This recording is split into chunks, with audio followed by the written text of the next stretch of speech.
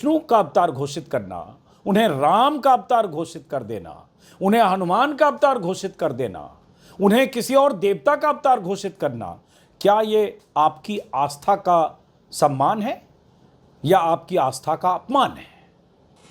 क्या आप चाहेंगे कि आपके घरों में जहां आपने राम की मूर्ति या तस्वीर लगाई है, कृष्ण की मूर्ति या तस्वीर लगाई है, हनुमान की मूर्ति या तस्वीर लगाई है, क्या आप चाहेंगे उन तस्वीरों की जगह मोदी जी को स्थापित कर दें? हालांकि ये भी दिलचस्प है कि ऐसे भक्त भी मिलते हैं, ऐसे लोग भी मिलते हैं जो कहते हैं हाँ मोदी जी की तस्वीर लगाएंगे। लेकिन सोचिए कि आस्था से खिलवाड़ नहीं हो रहा है तो क्या हो रहा है? मोदी के प्रधानमंत्री बनने के 2-3 साल बाद ही उन्हें अवतारी घोषित करने का सिलसिला शुरू हुआ था और यह लगातार जारी है। 2017 में उपराष्ट्रपति बनने से पहले जब वेंकैया नायडू मोदी के फर्स्ट टर्म में संसदीय कार्य मंत्री थे, तब उन्होंने नरेंद्र मोदी को ईश्वर का तोहफा बताया था और उसके कुछ दिनों बाद बीजेपी सांसद साक्षी महाराज ने मोदी को भगवान का अवतार बताया था और तब से यह सिलसिला लगातार चल रहा है। जेपी नड्डा ने तो बीजेपी अध्यक्ष बनने के बाद मोदी को भगवानों का भी नेता बता दिया। 17 जून 2019 को जेपी नड्डा अध्यक्ष बने थे। 21 जून 2020 को कार्यकर्ताओं से कहा कि नरेंद्र मोदी तो सुरेंद्र मोदी है। नड्डा ने तब कहा था नरेंद्र मोदी नरों के नहीं सुरों के भी नेता है। मोदी जी नरों के ही नेता नहीं, नरों के ही राजा नहीं, सुरों के देवताओं के भी राजा। इस तरीके की भाषा बनती है, ये हमको समझना चाहिए। अब जरा सोचिए कहां से कहां जा रहे हैं। और जब पार्टी का अध्यक्ष ऐसे बयान देगा तो पार्टी के नेता, विधायक, सांसद कहां पीछे रहेंगे? माननीय मोदी जी एक अवतार के रूप में है जी। ये मोदी जी के कारण। तो मित्रों, बहनों, भाइयों, मोदी का चमत्कार है। मैं तो कई बार कहता हूँ लोगों को, द्वापर में, त्रेता में राम कृष्ण हुए हैं और राम ने भी यही समाज का काम किया था, इसलिए भगवान मानने लग गए। आने वाले समय में नरेंद्र मोदी को भी उसी रूप में हम मानने लगेंगे। वो काम नरेंद्र मोदी प्रधानमंत्री इस देश के अंदर कर रहा है, उसकी जय जयकार। इसलिए सबको कह रहे हैं तो मोदी है तो मुमकिन है। भगवान बताने का यह सिलसिला शुरू हुआ तो बीजेपी नेताओं में ऐसी होड़ मची कि एक के बाद एक नेता मोदी को ईश्वर का अवतार बताने लगे। जिस तरह संसद में प्रदीप पुरोहित ने मोदी को पिछले जन्म में शिवाजी बताया, उनसे पहले राजस्थान के चित्तौड़गढ़ से बीजेपी के सांसद सीपी जोशी भी संसद में इसी तरह की बात कह चुके हैं। फरवरी 2023 में सीपी जोशी ने संसद में राष्ट्रपति के अभिभाषण पर बोलते हुए द्रौपदी मुर्मू की तुलना शबरी से और मोदी की तुलना श्री राम से की थी।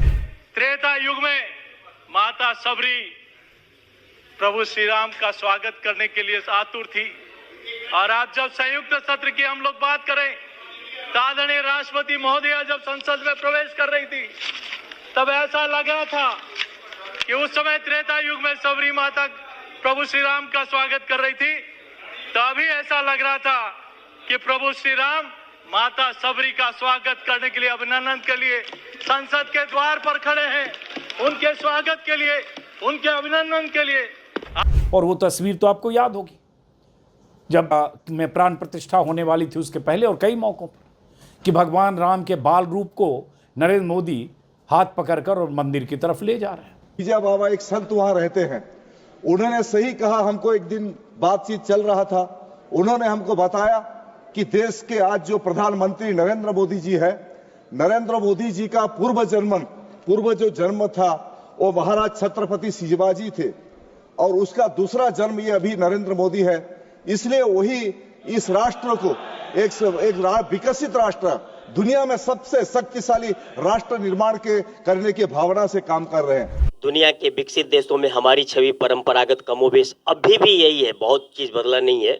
और हम अभी भी हिंदू मुस्लिम कह करके और एक दूसरे से नफरत करके, विज्ञान से दूर भाग करके, पाखंड और अंधविश्वासों का प्रचार करके विश्व गुरु बनने की कोशिश कर रहे हैं। यहाँ के देशों में जो नेगेटिव छवि है वो हमारी अभी भी कमोबेश वही है। चलिए उसको हम देख। नकारात्मक छवि है और वो ये है कि भारत अज्ञानियों, अंधविश्वासियों एवं मूर्खों का देश है।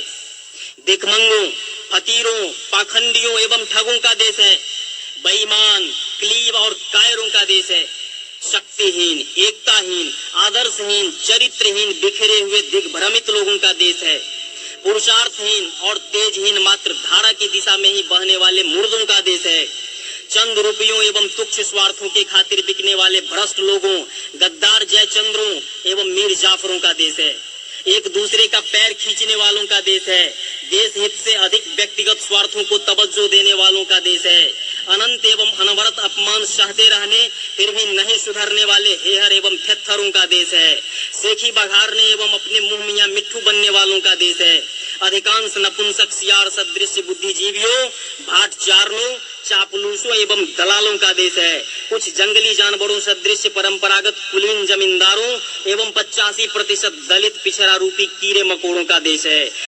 कि भारत अज्ञानियों, अंधविश्वासियों एवं मूर्खों का देश है। भिखमंगों, फकीरों, पाखंडियों एवं ठगों का देश है। बेईमान, क्लीब और कायरों का देश है। शक्तिहीन, एकताहीन, आदर्शहीन, चरित्रहीन, बिखरे हुए दिग्भ्रमित लोगों का देश है। पुरुषार्थहीन और तेजहीन, मात्र धारा की दिशा में ही बहने वाले मुर्दों का देश है। चंद रुपयों एवं तुच्छ स्वार्थों के खातिर बिकने वाले भ्रष्ट लोगों, गद्दार जयचंद्रों एवं मीर जाफरों का देश है। एक दूसरे का पैर खींचने वालों का देश है। देश हित से अधिक व्यक्तिगत स्वार्थों को तवज्जो देने वालों का देश है। अनंत एवं अनवरत अपमान सहते रहने फिर भी नहीं सुधरने वाले हेहर एवं थेत्थरों का देश है। सेखी बघारने एवं अपने मुंह मियां मिट्ठू बनने वालों का देश है। अधिकांश नपुंसक सियार सदृश बुद्धिजीवियों, भाट चारणों, चापलूसों एवं दलालों का देश है। कुछ जंगली जानवरों सदृश परंपरागत कुलीन जमींदारों एवं 85% दलित पिछड़ा रूपी कीड़े मकोड़ों का देश है। बहुत धन्यवाद पत्रकार महोदय। तक चेक एंड बैलेंस वो संतुलित नहीं रहा है, जिसके कारण मेरा देश बटा था मुस्लिम लीग हिंदू महासभा के आपसी टकराव में। लेकिन मैं जी हाँ, समाज विस्तृत रूप से अपनी किताब में नेकेड शक्ति में, जो आपको दिख रहा होगा, ये 2004 में ही वर्ल्ड बुक फेयर में राष्ट्रपति कलाम साहब को, अटल बिहारी वाजपेयी प्राइम मिनिस्टर साहब को, विपक्ष की नेता सोनिया गांधी और राहुल गांधी को भी अमेठी में दे चुका हूँ और दिल्ली के सभी बुक स्टोर्स पर ये उपलब्ध है, जिसको पढ़ने के बाद एक्चुअली ये dealing in higher history, exclusive higher history, geography, geology, zoology, astronomy, astrology, anthropology, sociology, sexology, suicidology, theology, politics, essay, ethics and aesthetics, इसको पढ़ करके लोग विद्वान ही नहीं बनते, डिप्लोमेट भी बनते हैं। एक्चुअली आडवाणी जी को भी मैंने वर्ल्ड बुक फेयर में हाथ में दिया था, लेकिन उन्होंने 15 मिनट में लौटा दिया। फिर देखिए कैसे मोदी जी ने उनको गच्चा दे दिया। बड़ा ही गहरा दाग है यारो जिसका जमीर गुलाम है, उसका जीना भी क्या जीना जिसका जमीर गुलाम है।